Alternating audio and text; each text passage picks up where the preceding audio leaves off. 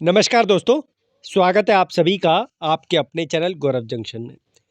दोस्तों, आप लोगों को पता होगा कि थोड़े समय पहले आप लोगों के लिए रेलवे की तरफ से एक ऐसा नोटिस आया था कि हम जीएम पावर के तहत ऐसे लोगों को हायर करेंगे अपने डिपार्टमेंट में कुछ पर्टिकुलर पीरियड के लिए जो रिटायर्ड हो चुके हैं।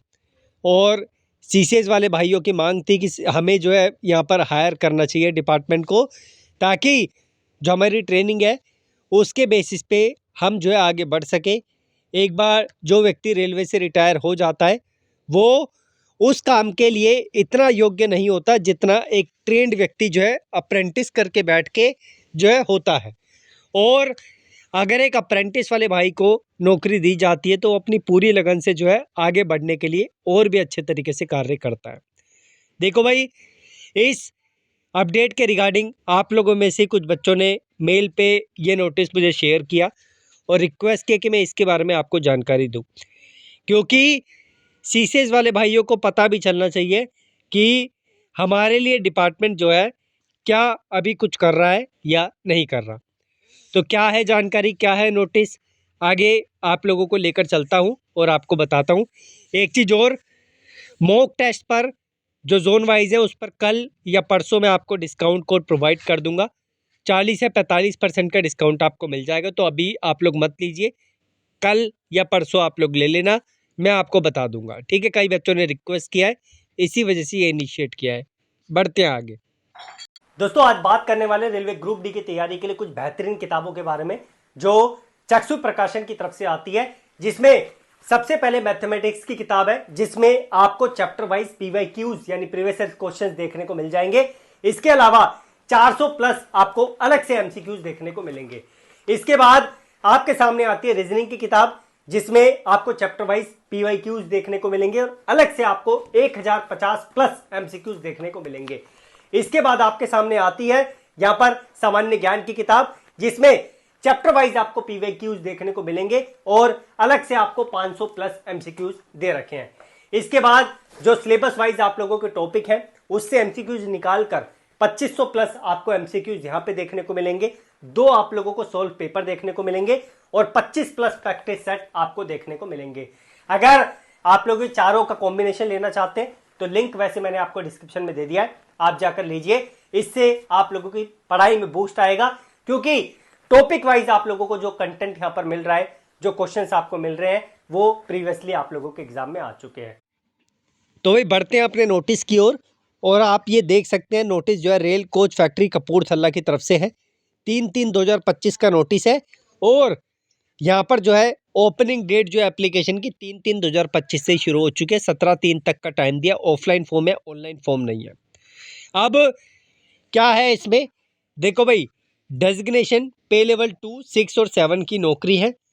Power to reengage retired staff GM के तहत, ठीक है, जनरल मैनेजर के तहत।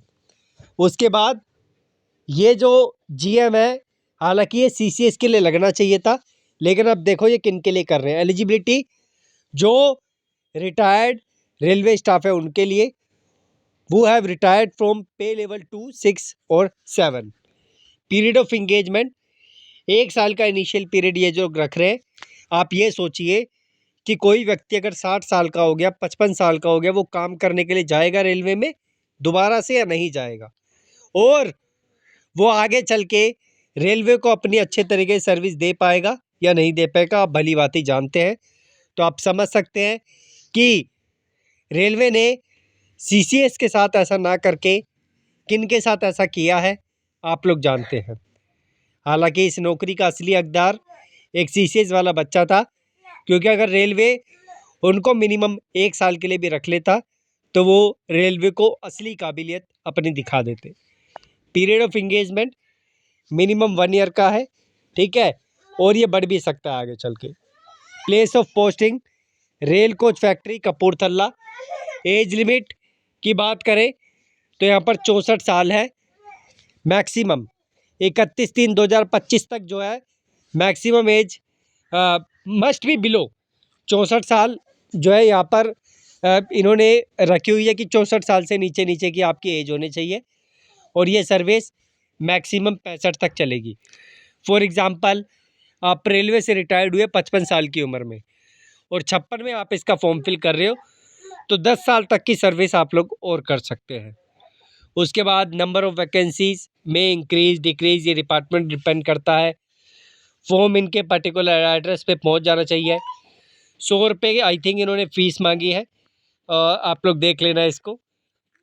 और ये आप देख सकते हैं, ठीक है। और बाकी जो है नोटरी का रजिस्ट्रेशन जो होता है उस तरीके से जो भी होगा वो लगेगा। इनके गिवन एड्रेस पे आप फॉर्म को पहुंचा देंगे।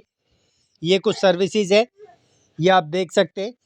और ये अभी कपूरथला से है, आगे चल के और भी अलग अलग जगहों पे आप लोगों को वैकेंसी दिखेगी। ये फॉर्म है, जो भी अगर इतनी एज का व्यक्ति है मेरे टेलीग्राम पे है, तो वहाँ से इसको जो है आप लोग निकाल लेना, नोटिस को भी ले लेना और नीचे से प्रिंट निकाल के अगर आपको लगता है कि आप अपनी सर्विस दे सकते हैं रेलवे को, तो आप ये फॉर्म को फिल कर देना।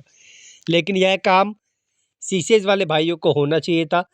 जिस तरीके से वो परेशान हो रहे हैं, वो परेशानी उनकी दूर करनी चाहिए थी। बाकी धन्यवाद, थैंक यू।